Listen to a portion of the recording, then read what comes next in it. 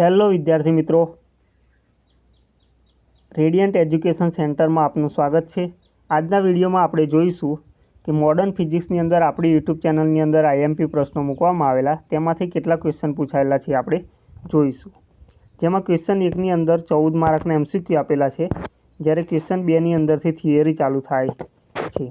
તો અહીંયા પહેલાના ક્વેશ્ચન 2ના એની અંદર આપણને પહેલો આપેલો છે માઇક્રોમીટર સ્ક્રૂ ગેજની સ્વચ્છ આકૃતિ દોરી તેના વિવિધ ભાગોના નામ લખો। એક ક્વેશ્ચન પૂછાયેલો છે।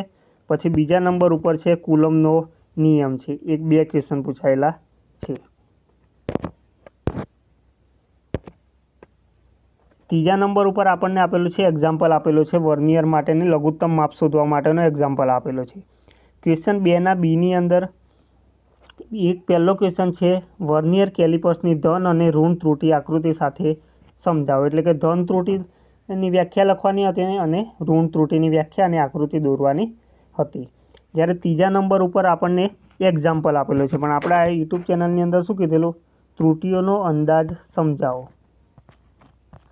એ થિયરી મૂકેલી હતી। એ જ થિયરી ઉપરથી એક્ઝામ્પલ પૂછેલો છે। એટલે કે ત્રુટિઓનો અંદાજ થિયરી હતી એની જગ્યા પર શું પૂછેલું છે, એક્ઝામ્પલ પૂછાયેલો છે।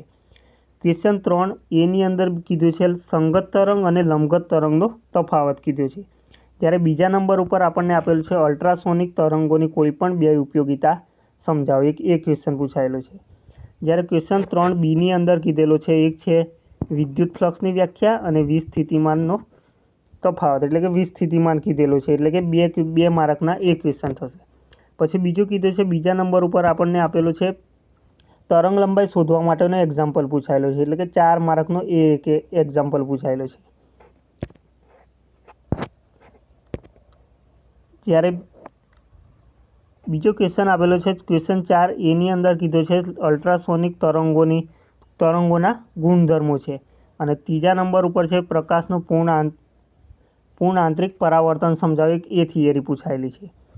પછી બીની અંદર આપણને કીધેલો છે બ્રિજ રેક્ટિફાયર છે, એક ક્વેશ્ચન પૂછાયેલો છે। અને ક્વેશ્ચન 5 એની અંદર આપણને ઓર ગેટ, એન્ડ ગેટ અને નોટ ગેટ કીધેલો છે, એ ક્વેશ્ચન પૂછાયેલો છે। અને ત્રીજા નંબર ઉપર આપણને એક્ઝામ્પલ પૂછેલો છે, એક એક્ઝામ્પલ પૂછાયેલું છે। જ્યારે ક્વેશ્ચન 5બીની અંદરથી આપણને શું કીધેલું છે, તો કે ત્રીજા નંબરનો કોઈ એક્ઝામ્પલ આપેલો છે, એ એક્ઝામ્પલ પૂછાયેલો છે। એટલે ટોટલ કેટલા, તો કે થિયરી પૂછાયેલી છે 45 માર્કની થિયરી પૂછાયેલી છે, અને એમસીક્યુ પૂછાયેલા છે 5 માર્કના એમસીક્યુ પૂછાયેલા છે। એટલે ટોટલ થશે 50 માર્કના ક્વેશ્ચન આવેલા છે। તો કે કેટલા, 70માંથી 50 માર્કના ક્વેશ્ચન પૂછાયેલા છે મોડર્ન ફિઝિક્સના પેપરની અંદર। જો તમને વિડીયો ગમ્યો હોય તો આપણી યુટ્યુબ ચેનલને સબસ્ક્રાઈબ, લાઈક કરવાનું ભૂલતા નહીં।